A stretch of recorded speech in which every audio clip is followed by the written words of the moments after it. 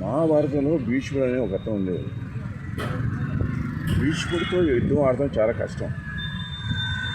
భీష్మ పితామహంతో యుద్ధం ఆడటం చాలా కష్టం. ఆయన గంగాపుత్రుడు అనుకుంటా. ఆయనతో యుద్ధం ఆడటం చాలా కష్టం. సో అందుకే మేము కూడా ఆయన స్ఫూర్తి తీసుకుని మేము కూడా అలాగే మరి ముక్కుటి దేవతల అనుగ్రహం మాకు అందింది. వాళ్ళు మమ్మల్ని జీవించారు. మా భక్తికి ప్రసన్న అయ్యి మమ్మల్ని జీవించారు. అందుకే మాకు దేశభక్తి చాలా కలిగింది.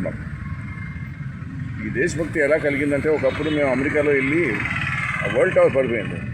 వరల్డ్ టవర్ పడిపోతే అప్పుడు చూసాం అసలు దేశభక్తి అంటే ఏంటో.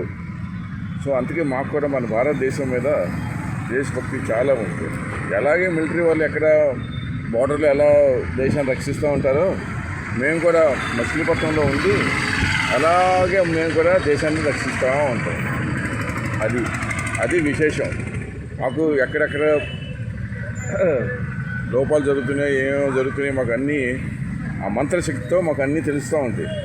అది ఉంటుంది.